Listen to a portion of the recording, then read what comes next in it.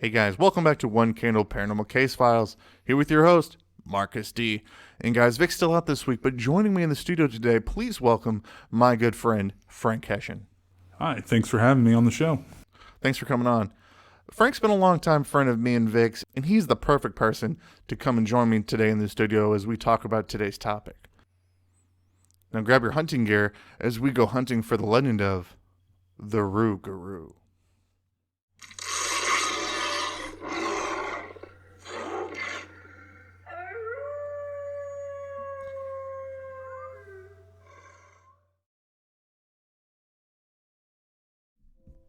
Most of us are very familiar to the story of werewolves. The fabled story of a man turning into a large wolf-man hybrid has been told to us countless times in countless different ways. This version of that tale is known as the Rougarou. The story of the Rougarou as we know it today began in medieval France, where people were viewing the phenomenon of being a werewolf as a genetic disorder rather than something you could just catch from someone else. A person's life would be normal until whatever happened to trigger them turning into a werewolf actually occurred. The person's body would enlarge, and then they became a 7 to 9 foot tall creature covered in fur with a wolf head and red glowing eyes. They developed a craving for raw meat, and in order to make the transformation into a Rougarou permanent, they need only take a bite of human flesh. As the French came to the New World in Canada and Louisiana, the story of the Rougarou came with them and mutated. The story of the Rougarou became diverse with new ways of being introduced on how you could even become one. Going against your faith, witchcraft, and even just running into a Rougarou all became new ways someone could become cursed with this.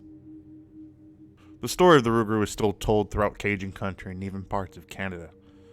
It's told as a cautionary tale out there of what can happen if you wander alone in the dark.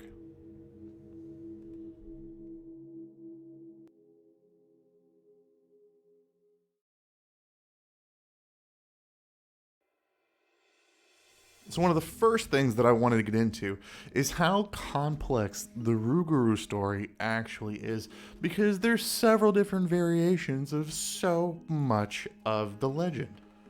Yeah, that's absolutely correct. I mean, when you look at, the origin of the Rougarou and then all the variations that you actually see within like the Louisiana area alone, the Rougarou is something that nobody can seem to actually agree on.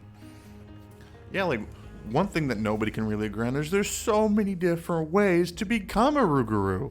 Oh, there's countless. I mean, of course, the standard of, coming into contact with a Rougarou. You have the idea of, simply meeting its gaze, drawing the blood of a Rougarou, not obeying, the rules of Lent and going past your faith of Lent and breaking that for 7 years. Yeah, I like that part of the story where just if you're just a bad Catholic, you just go poof, you just turn into a Rougarou. Like, yeah, I ate beef on Friday, so yeah, I'm gonna turn into a werewolf today. And what I think is really great about that, though, is that, of course, the Rougarou legend is also used as a way to actually, keep people within the confines of the faith, but also, of course, keeping kids inside. We also see you can even become Rougarou by hex, of course, within that as well, witchcraft and such. Yeah, I'm glad that you brought that up, because that was something that I had to reach out to Vic to kind of help me with a little bit, because when you look at the story of the Rougarou, it'll say that one of the things that can cause you to become a Rougarou, to become this type of a werewolf, is that a witch can curse you. And I'm just thinking, like, how would a witch go about doing that? So the first thing that came to my mind, obviously, is if we're down in Louisiana, the first thing that comes to my mind is what? Oh, it's going to be voodoo. Yeah, voodoo's going to get you, like some sort of voodoo priestess or voodoo witch doctor, or whatever they're called, when they're down there, is going to turn you into a werewolf. So I'm like, how are they going to do that? Vic told me that the two reasons that a person probably using voodoo would turn somebody into an actual Rougarou would be, one, for kind of like why they do it for zombies, would be for a sense of power, or two, to teach them a lesson. This sort of commonality that we've seen in a lot of Rougarou stories, like, you've done something wrong to me, or you've done something wrong to somebody else, so now you're being punished by me turning you into a Rougarou. So one of the things that they will do is they will put a spirit into the person. And Vic theorized that one of the ways in which a person could possibly be turned into a Rougarou would be through the use of candomblé, which is this African shamanistic magic, which may have some influence in voodoo or possibly just influence in the area. And one of the things that they believe in that is if you enrage a spirit, then it can become more powerful. So what you would do is you would enrage a spirit so badly and then put it into a person that would cause the transformation into like a werewolf. Yeah, and one of the things that I think is really interesting about that is that's going to be a very powerful, witch or sorcerer, however you look at that. But the idea of it being, of course, animal in origin, as far as the idea of the wolf-like or dog-like head, that kind of begs into question, is it an animal spirit? In which case, then that can also tie in with some of the Native American lore as well. So it does really turn into a true hodgepodge idea, with the Rougarou. It's a collection of not just simply one direction, but many different areas of belief and faith and lore. I also think one of the ways that you can turn into a Rougarou that's often overlooked is this concept that it's just genetic. Like you may just have bad genetics and you just have werewolf DNA inside you, and just something triggers something inside you that makes you go poof, now I'm a werewolf. Yeah, the way it's actually described is much like that of like mutant abilities from like the X-Men. Like you're encountering this horribly stressful situation, and then your genes are like, oh, let's unlock that hidden ability. Only this time, it's that you're a Rougarou. You're triggering me. You wouldn't like me when I'm triggered. Yeah, you wouldn't like me when I go Rougarou. But then, of course, the transformation is not just simply by the stress alone. There are actually parts to it that, follow with that to finalize this transformation, hit that ultimate form, so, if you will. But it's, includes, of course, the concept of eating raw human flesh. Yeah, there's other types of triggers, too, where it's not just something just bad happens to you. It's you do something bad, and that's what triggers you becoming the Rougarou. I think another one was you do... I think the number one is that you actually consume human flesh, and that's what actually makes you a Rougarou. I think other ones are like greed or committing some act of violence could probably turn you into one too. It actually seems like a lot of the major deadly sins seem to be triggers for the Rougarou. So once again, kind of tying it back into, faith-based, it seemed like that there was always some sort of sin that one could commit and then thus become the Rougarou. Like that, act right or you become a Rougarou. Act right or you become a werewolf. I don't know if that's really a deterrent for a lot of people anymore. No, I wouldn't say it's actually a deterrent at all. I think that you'd see several people out there just trying to be just a jerk solely so they could have some super, human strength and the ability to run around at night and have, shape-shifting powers, all that kind of stuff. Really makes me wonder if down there some of the cops are like, why'd you steal that basket of eggs? So I could turn into a werewolf. God. And what's terrible is they're just be like, they're doing bath salts. They don't really know what's really going on. Yeah. They don't know really how deep into the paranormal this person actually is. People come from all over the world just to go down to the swamp bayous of southern Louisiana just so they can, have a chance at becoming the Rougarou. You guys would probably be surprised the number of times that me, Frank, or Vic, and the people that we encounter, and they just start saying this bizarre stuff to people, and they're just like, oh my gosh, did you guys know that there's this place out in the woods, out in California, where these politicians, they're worshiping this giant 40-foot owl? It's all the time. It's all the time. And it's a shame because, of course, we know that. But we're not going to act a fool like you are about that. No, I just have to sit there and go, oh, they're not crazy. I know what they're talking about. Yeah, that's right. That's the thing. It's like, we all know it's true. Calm down. You're going to get somebody to notice you, okay? So just chill out.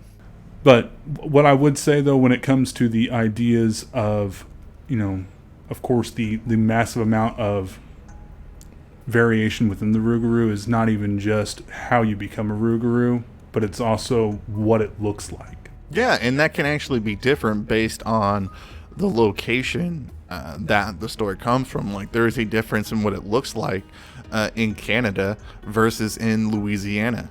Yeah, the Canadian version is actually referred to as the Loup Garou, which, of course, sounds a little bit more French. So, I mean, being up there in Quebec, but you actually see physical descriptors that differentiate the Loup Garou from the Rougarou. Yeah, I think like up in Canada, the Rougarou is like supposed to be like 8-9 feet tall, and like down in Louisiana, it's more like 6-7 foot tall, like the size of a regular person down there. Yeah, and not only that, but we also hear that the sounds of it moving through the wilderness are actually even different as well. Up there in Canada, in the Canadian wilderness, it's often mistaken when it's moving around. Hunters will think it's a moose actually moving through the forest. Whenever it's down in Louisiana, there are times whenever people actually just assume that it's just like a dog or just a standard animal that simply just kind of prowls around. And one of the major differences was what causes someone to become a Rougarou is down in Louisiana, you can become a Rougarou just by encountering the Rougarou. Like if you see it, like and you lock eyes with it, that you can become a Rougarou. But up in Canada, there's a lot more hunting story encounters. Like you're seeing Rougarou like way deep into the woods, like way in there, like 3 week long hunting trips to go find one of these things actually. Yeah, and you'll actually see that like the Canadian hunting trips that happen, these people are seeing this animal, and part of the lore of the Rougarou is that if you can wound it and become one, whereas these hunters are actively reporting that they shot it and they come back to tell us about it. So that right there actually kind of conflicts some of the lore, because with the Loup Garou, people are able to actually say that they physically wounded it. They know they hit it, and it didn't even affect it. Whereas in the legend of the Rougarou, if you are to ever wound a Rougarou, that in itself can actually transform you into one. But then speaking about it and speaking about the encounter can make the transformation permanent. I'm just saying, if I'm going to encounter a Rougarou, I'm just not going to be like, oh man, if I wound this thing, I might get turned into one. I'm probably going to be taking my chances with a gun. So, in continuing with this whole, there's a lot of different variations of the Rougarou. There's a lot of different ways in which you get rid of a Rougarou, which are pretty interesting too. One of the first things that I noticed about the Rougarou stories is that silver is not one of the recommended ways to stop a Rougarou. No, silver's not mentioned at all. In fact, that's something that it's kind of odd that it would actually show up, or not show up, rather, that people would use silver to ward off things like vampires and werewolves, but not the Rougarou. So people often refer to the Rougarou as being a werewolf, but yet silver's not even a mentioned form. You see your standard typical ways of dealing with most beasts of the night is, of course, fire and decapitation. Good old faithful fire. Yeah, it keeps everything away. Keeps Rougarous, ex-wives, Frankenstein, really aggressive Girl Scouts. But of course, one of the things I had to get to is decapitation. That was something that everybody throws out there. Yeah.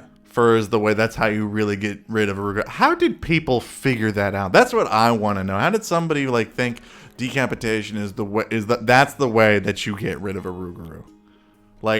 My theory is that there's some sort of Rougarou out there that he's trying to Highlander this, and he's trying to be the last Rougarou out there. There can only be one. That's right. Do my dirty work for me. And just that's how he's gonna get the masses to make him be the last surviving Rougarou.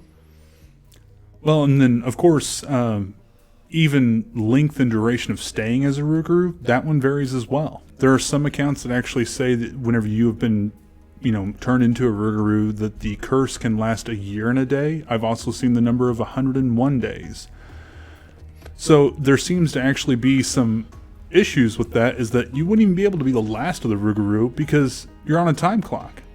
Yeah, one of the weird things that I just thought of as we were sitting here talking one of the things about the Rougarou, one of the legends says that if you actually encounter a Rougarou and things like that, if you tell people that you encountered the Rougarou, that's one of the ways that you can get the curse, is by saying something. You're not supposed to say anything for 101 days. Mm-hmm.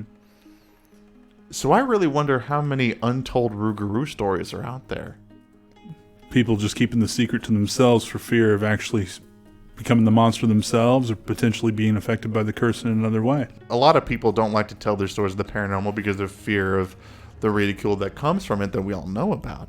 But if part of the story is if you say something about this, something bad may happen to you, I wonder how many more stories of the Rougarou that there's out there that people just don't talk about.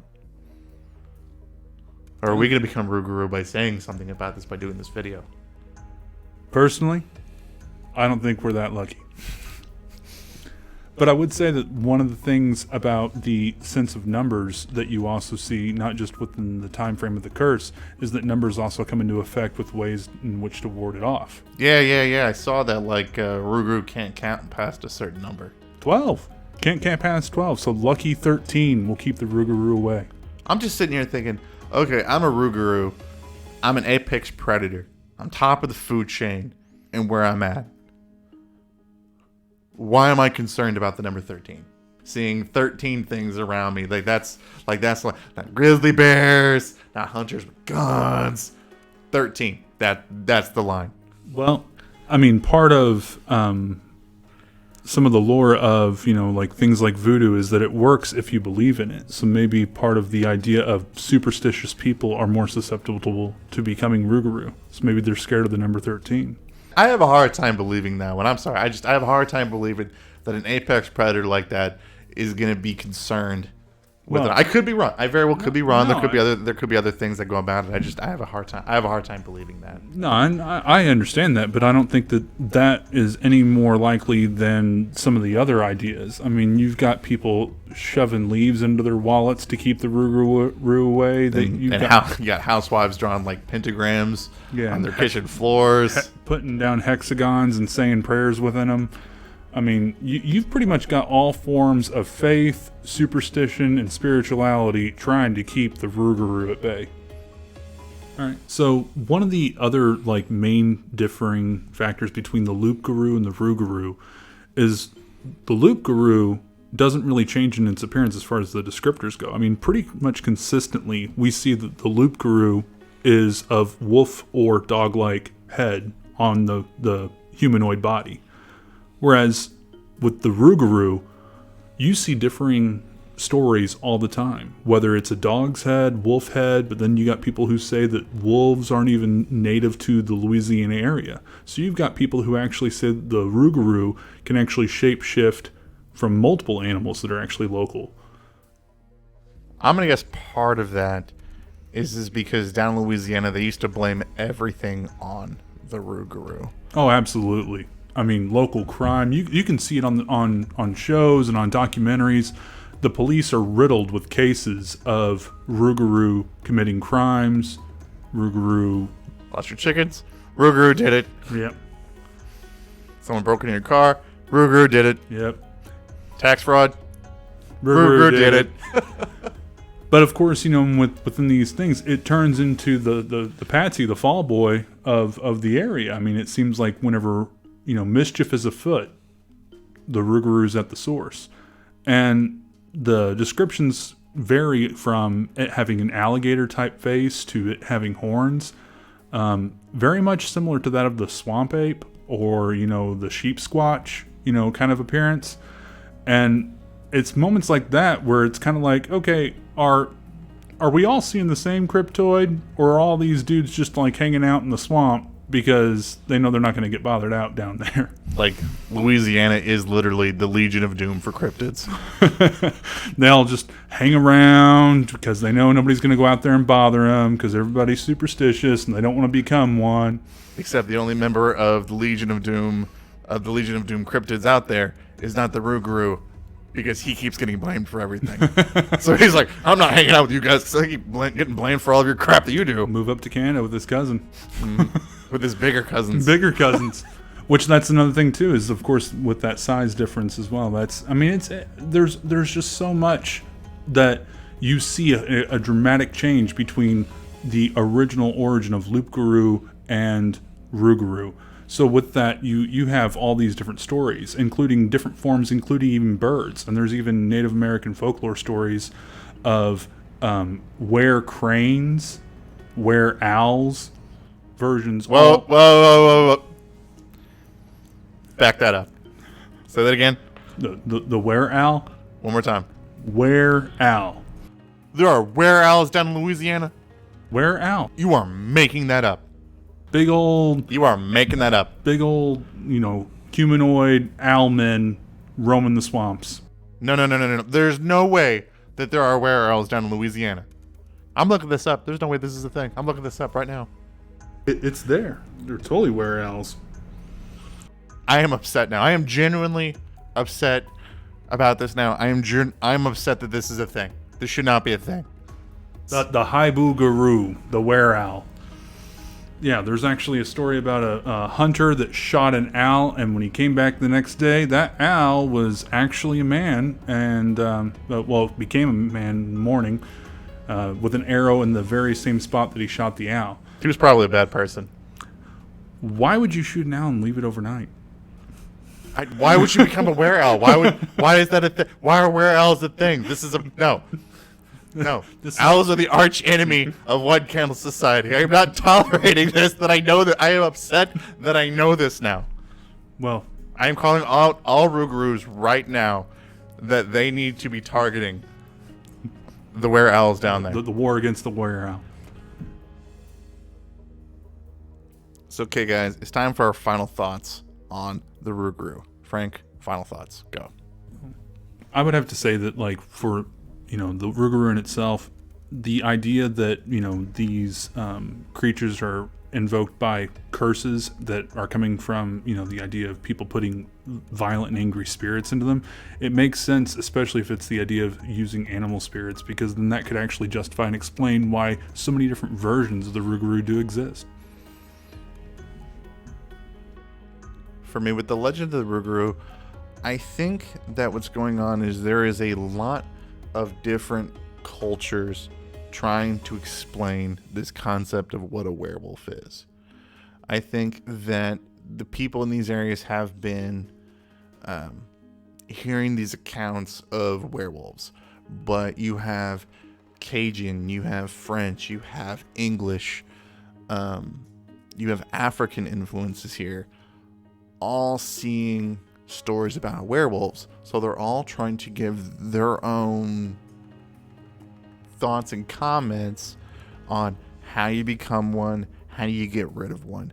And I think that's why there's so many different explanations of how you become a Rougarou and how you deal with the Rougarou. If you look at just how you deal with the Rougarou, you have stories of people putting leaves in their pockets or drawing certain symbols or leaving a certain number of items out.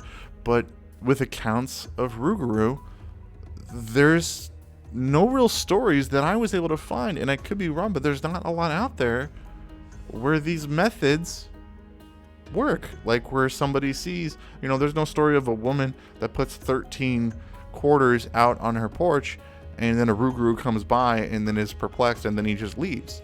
There's no story of a man throwing salt onto a Rougarou and then it bursts into flames that I've ever heard of. There's just stories of these hunters using old faithfuls of fire, knives, and guns to repel these things. That's what you're seeing. And I think that's why the story of the Rougarou is so complex. But leave your thoughts in the comments below.